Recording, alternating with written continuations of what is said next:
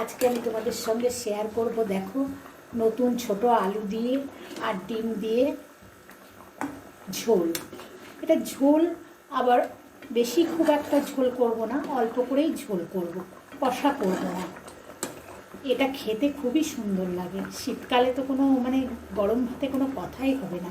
তাহলে চলো আমি রান্নাটা শুরু করি, তোমরা দেখতে থাকো, তোমরা আমার সাথে থেকো বন্ধুরা।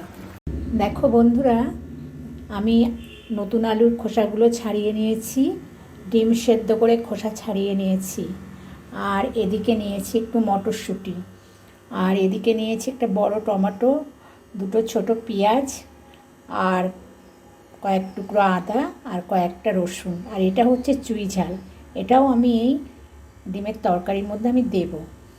কিন্তু আমি এই পেঁয়াজ, টমেটো, রসুন, আদাটা একটু পেস্ট করে নেব। দেখো পেঁয়াজ, আদা, রসুন, টমেটোটা আমার পেস্ট করে নেওয়া হয়ে গেছে। গ্যাসে আমি একটা কড়া চাপিয়ে দিয়েছি এবার, আর গ্যাসটা আমি ধরিয়ে দিলাম।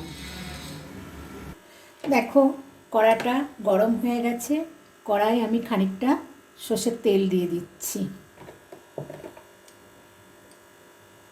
তেলটা গরম হয়ে গেছে, আমি গ্যাসটাকে লো করে দিলাম একটু। এবার এর মধ্যে আমি দিয়ে দেবো একটু লবণ আর হলুদ, তাহলে ডিম ভাজাটা বেশ লাল লাল হবে। নাড়িয়ে দিলাম, দিয়ে আমি এবার এর মধ্যে ডিমগুলো দিয়ে দিচ্ছি। গ্যাসের ফ্লেমটাকে এবার আমি মিডিয়ামে করে দিলাম, দিয়ে ডিমটাকে ভেজে নেব। দেখো ডিমগুলো আমার ভেজে নেওয়া হয়ে গেছে। এবার একটা পাত্রে আমি ডিমগুলোকে তুলে নিচ্ছি। এবার এই তেলের মধ্যে আমি ফোড়ন দেব, একটু জিরে ফোড়ন দিয়ে দেব। এবার যে মশলাটা আমি করেছিলাম, পেঁয়াজ, রসুন, আদা আর টমেটো, মশলাটা আমি দিয়ে দিলাম।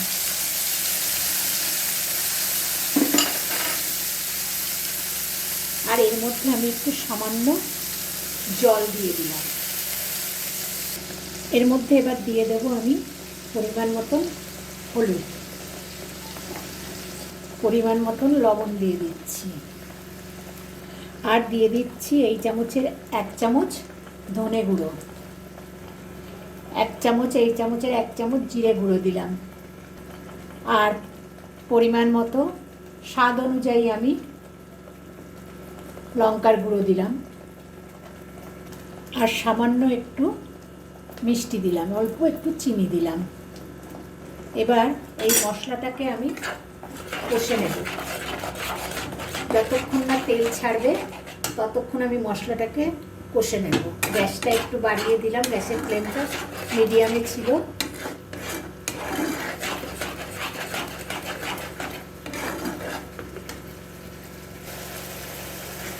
দেখো অল্প কষে নেওয়া হয়েছে, এর মধ্যে আমি এবার মটরশুঁটিগুলো দিয়ে দিলাম, দিয়ে আবারও কষে নেব ভালো করে।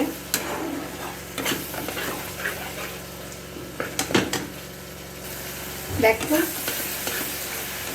তেল অল্প অল্প ছাড়া শুরু হয়ে গেছে।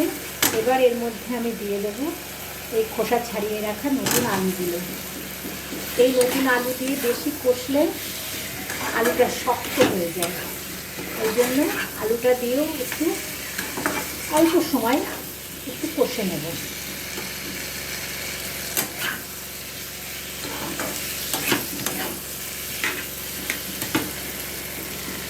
দেখো ভালো করে আমার কষে নেওয়া হয়ে গেছে।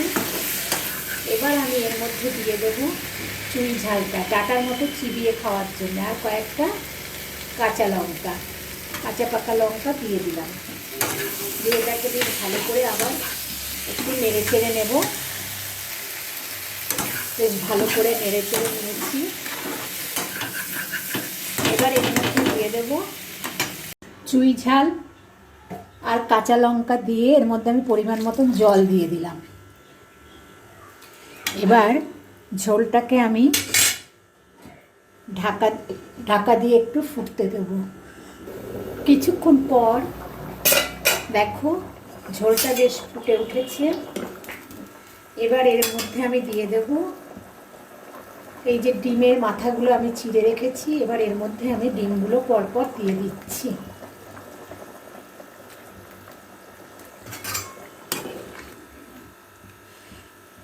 এবারও আমি ঢাকা দিয়ে আবার কিছুক্ষণ হতে দেব।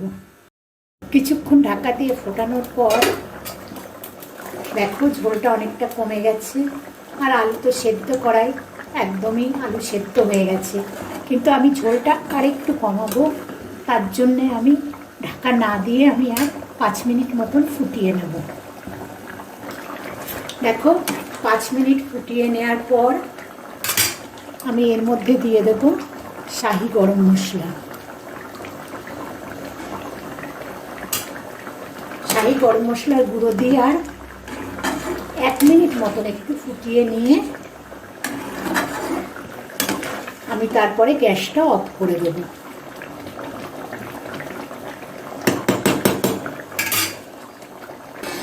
শাহি গরম মশলা দিয়ে ফুটিয়ে নেওয়ার পর দেখো ঝোলটা আমার হয়ে গেছে। এবার আমি গ্যাসটা অফ করে দিচ্ছি।